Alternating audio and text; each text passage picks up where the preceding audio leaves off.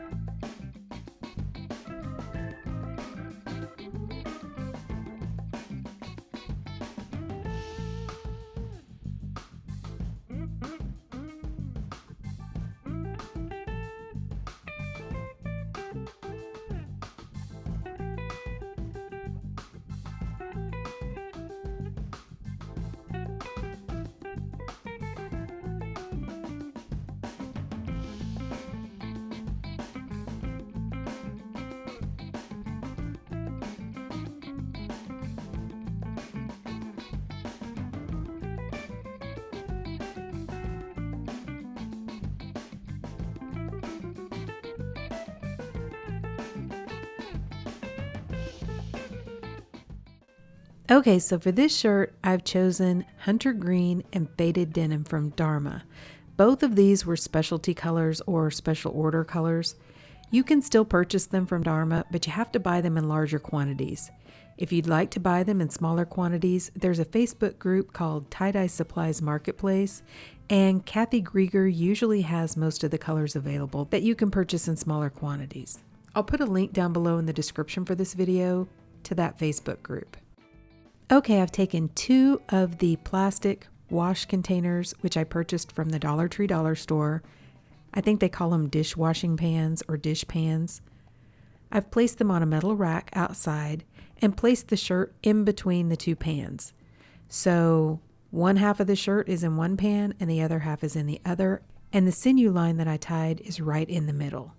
I placed a layer of ice over the top of the shirt in each one of the pans, and I tried to add about the same amount of ice to each side.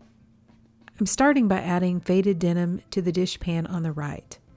That is the top portion of the shirt. I'm trying to go a little light-handed with the dye. I don't want to put too much dye on top of the ice.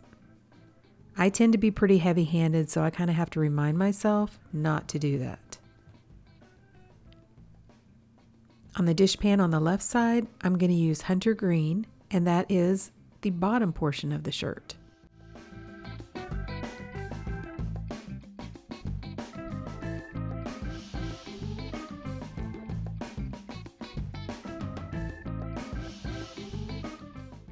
Now I'm going to add an additional sprinkle of soda ash over the top of the dye, and then just allow the ice to melt.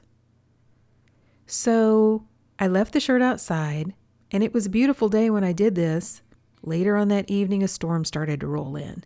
Thankfully, by then, all of the ice had melted, so I went outside and I took both of the plastic containers and put them down inside of one of my longer dye containers. I gently lifted both of the plastic dish pans at the same time and put them down inside of the plastic container.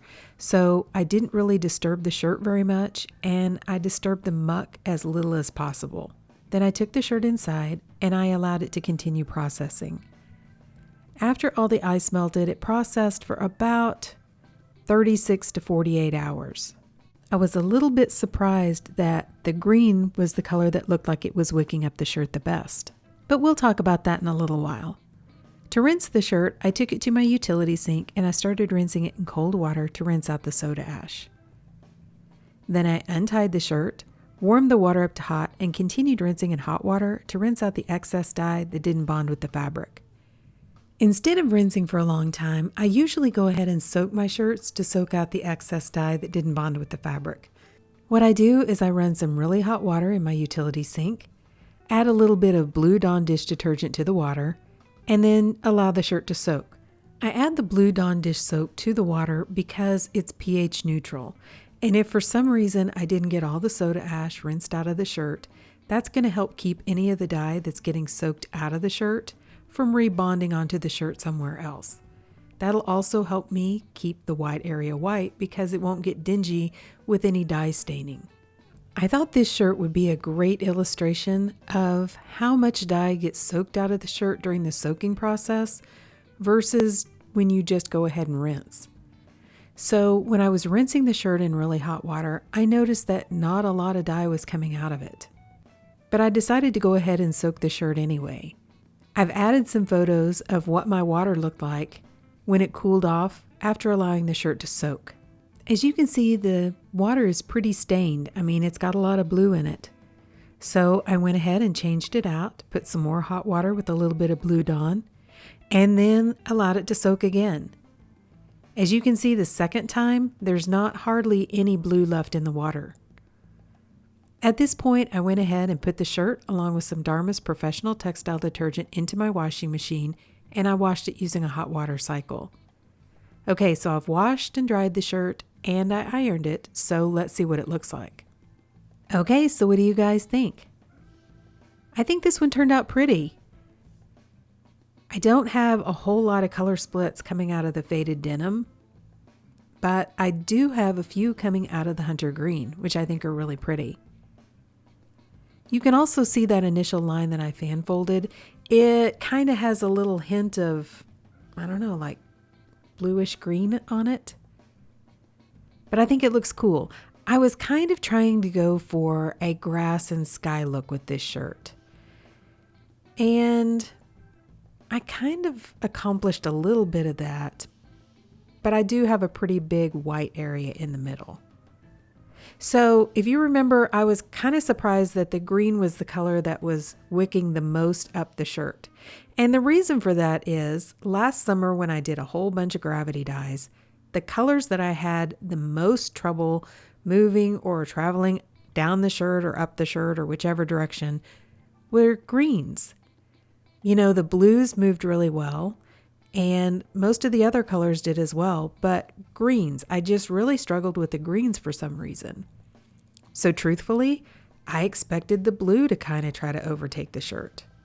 So that's why it was a little bit surprising that it was the green. I do think the shirt is really pretty though. I like the different intensities of green and blue that I have on the shirt. You know, the faded denim doesn't have a lot of different color variation, but it does have like darker areas of the faded denim. The same thing with the hunter green. So overall, I really like the shirt, but what do you guys think? Please drop me some comments down below and let me know. And if you've enjoyed the video, I sure would appreciate it if you would like it, and if you would subscribe to my YouTube channel. If you'll hit the bell, you'll receive a notification whenever I upload a new video. Thank you all for watching, and I hope you have a great day.